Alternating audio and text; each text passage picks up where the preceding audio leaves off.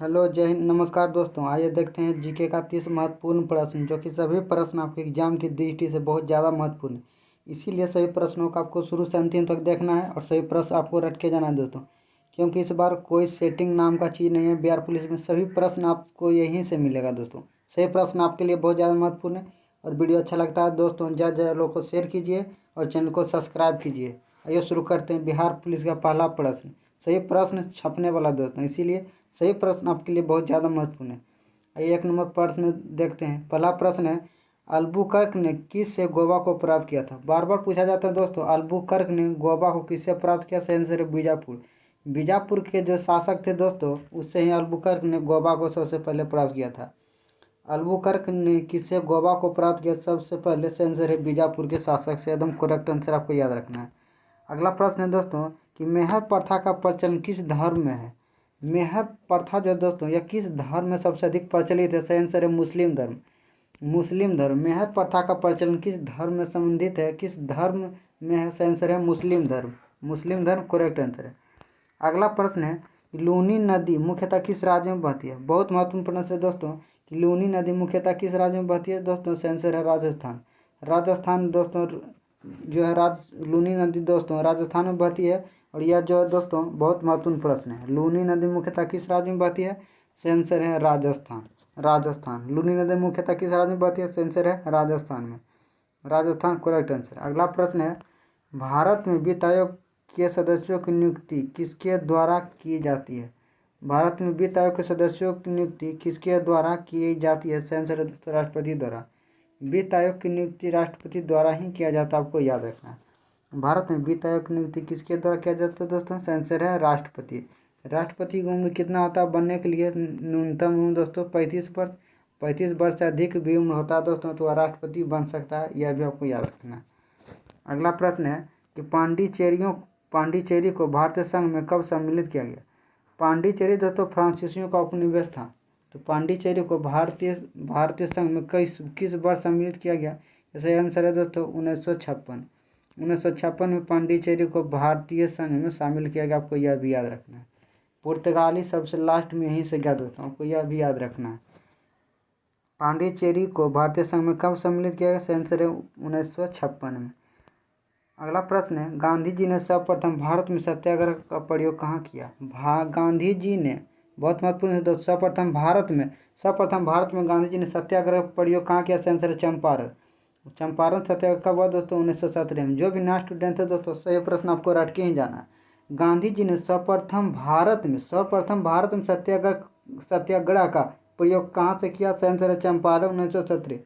यह दोस्तों भारत में ही रहेगा, पूछे गांधी जी ने सबसे पहले सत्याग्रह का प्रयोग कहाँ किया, तब उसका आंसर हो जाएगा दक्षिण अफ्रीका।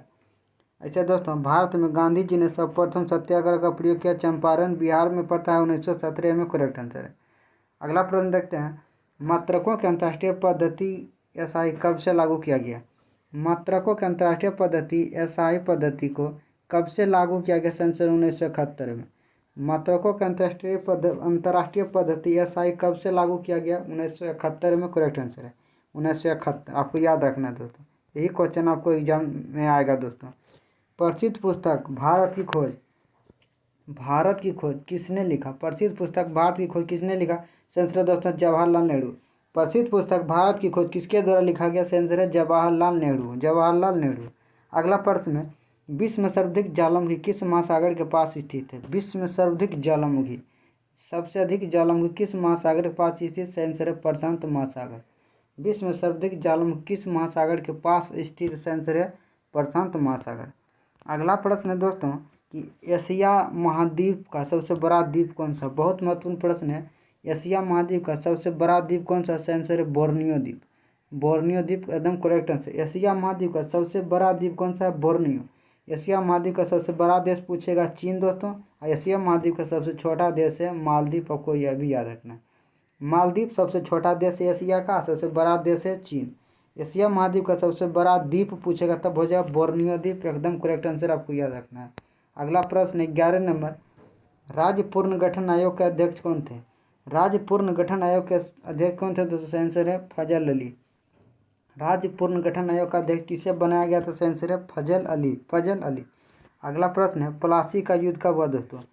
प्लासी का युद्ध दोस्तों कब हुआ, 23 जून 1757 सिराजुद्दौला और रॉबर्ट क्लाइव के बीच हुआ। आपको यह भी याद रखना है प्लासी का युद्ध कब हुआ दोस्तों, 1757 में सिराजुद्दौला और रॉबर्ट क्लाइव के बीच 1757 में। बहुत महत्वपूर्ण प्रश्न है दोस्तों। अगला प्रश्न देखते हैं। अगला प्रश्न है कि बिहार में राज्यसभा के कितने सीटें हैं। बहुत महत्वपूर्ण प्रश्न है दोस्तों। बिहार में दोस्तों राज्यसभा के कितने सीटें, आंसर है 16 सीट। लोकसभा पूछा गया दोस्तों कि बिहार में लोकसभा का कितना सीट है बिहार में, तो आपको अभी याद रखना है लोकसभा का 40 सीट है। बिहार में लोकसभा का 40 सीट है और राज्यसभा का 16 सीट, आपको यह भी याद रखना है। अगला प्रश्न है कि कौन सी चोटी संसार की दूसरी सबसे ऊंची चोटी है। संसार की दूसरी सबसे ऊंची चोटी कौन से दोस्तों, K2, जिसे गॉडविन ऑस्टिन के भी नाम से जाना जाता है। संसार की दूसरी सबसे ऊंची चोटी कौन सा दोस्तों, K2 गॉडविन ऑस्टिन, आपको याद रखना है। अगला प्रश्न है दोस्तों कि भारत की पार्लियामेंट का उद्घाटन किस वर्ष किया गया। भारत के पार्लियामेंट दोस्तों यानी दोस्तों भारत के जो सांसद था, सबसे पहले भारत के संसद का उद्घाटन किस वर्ष हुआ, 1927 में। भारत की संसद का सबसे पहले उद्घाटन कब हुआ था दोस्तों, 1927 में हुआ था, आपको याद रखना। भारतीय पार्लियामेंट का उद्घाटन किस वर्ष किया गया था सबसे पहले, आंसर है 1927 ईस्वी में, आपको याद रखना। अगला प्रश्न दोस्तों सुप्रीम कोर्ट के न्यायाधीशों की संख्या में वृद्धि करने का अधिकार किसके पास है। सुप्रीम कोर्ट में न्यायाधीश की संख्या बढ़ाने का अधिकार किसके पास है, आंसर है भारतीय संसद के पास। भारतीय संसद एकदम करेक्ट आंसर है। सुप्रीम कोर्ट के न्यायाधीशों की संख्या में वृद्धि करने का अधिकार किसके पास है, आंसर है भारतीय संसद। सुप्रीम कोर्ट की न्यायाधीशों की संख्या में वृद्धि करने का अधिकार किसके पास है, आंसर है भारतीय संसद के पास। अगला प्रश्न है दोस्तों कोशिका में राइबोसोम का क्या कार्य है। कोशिका में राइबोसोम का क्या कार्य है, आंसर है प्रोटीन का संश्लेषण करना। कोशिका में राइबोसोम का क्या कार्य है, आंसर है प्रोटीन का संश्लेषण करना। प्रोटीन का संश्लेषण करना ही कोशिका में राइबोसोम का कार्य। अगला प्रश्न देखते हैं। अगला प्रश्न है मनुष्य में मेरुदंड में कितनी जोड़ी तंत्रिका निकलती है। मनुष्य में मेरुदंड में कितनी जोड़ी तंत्रिका निकलती है। मनुष्य में मेरुदंड में कितनी जोड़ी तंत्रिका निकलती है, आंसर है दोस्तों 31 जोड़ी। मनुष्य में मेरुदंड में कितनी जोड़ी तंत्रिका निकलती है, आंसर है 31 जोड़ी। मनुष्य में मेरुदंड में कितनी जोड़ी तंत्रिका निकलती है, आंसर है दोस्तों 31 जोड़ी तंत्रिका निकलती है, आपको याद रखना। अगला प्रश्न है दोस्तों जय हिंद का नारा किसने दिया, आंसर है दोस्तों सुभाष चंद्र बोस।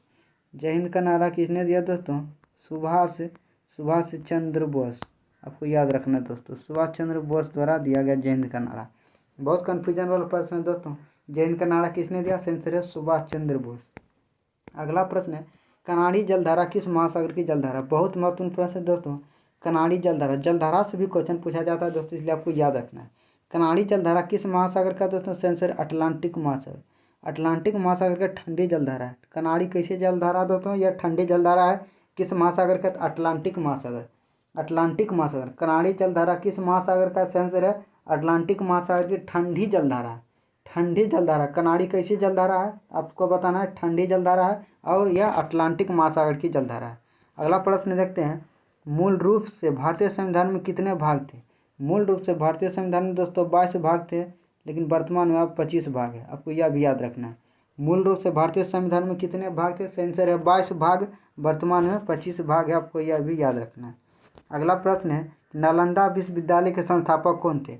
नालंदा विश्वविद्यालय के संस्थापक कौन थे, आंसर है कुमारगुप्त प्रथम।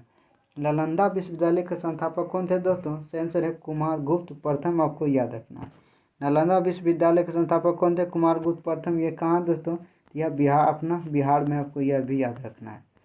अगला प्रश्न देखते हैं नालंदा विश्वविद्यालय, इसमें पूछा तो ध्वस्त किसने किया, तो बख्तियार खिलजी ने ध्वस्त किया।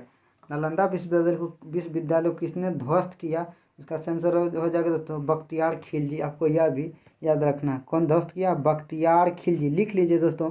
नालंदा विश्वविद्यालय को किसने ध्वस्त किया, आंसर है बख्तियार खिलजी। आइए अगला प्रश्न देखते हैं कि दादा साहब फाल्के पुरस्कार का प्रारंभ किस वर्ष हुआ। दादा साहब फाल्के पुरस्कार का प्रारंभ किस वर्ष हुआ, आंसर है 1969 में। 1969 में दादा साहब फाल्के पुरस्कार का प्रारंभ हुआ। यह फिल्म के क्षेत्र में दिया जाता है, आपको याद रखना है। अगला प्रश्न है मदर टेरेसा को भारत रत्न कब मिला। बहुत महत्वपूर्ण प्रश्न है दोस्तों कि मदर टेरेसा को भारत रत्न कब दिया गया? सही आंसर है दोस्तों 1980 में। 1980 में भारत रत्न से मदर टेरेसा को सम्मानित किया गया। मदर टेरेसा को भारत रत्न कब मिला? सही आंसर है 1980। वहीं दोस्तों नोबेल पुरस्कार मदर टेरेसा को मिला था 79 में नोबेल पुरस्कार मिला। आपको यह भी याद रखना है, 79 में नोबेल पुरस्कार मिला मदर टेरेसा को और 80 में मिला भारत रत्न। आपको यह भी याद रखना है। अगला प्रश्न देखते हैं, जादूगोड़ा किसके लिए प्रसिद्ध है? जादूगोड़ा बहुत महत्वपूर्ण प्रश्न है दोस्तों कि जादूगोड़ा किसके लिए प्रसिद्ध है?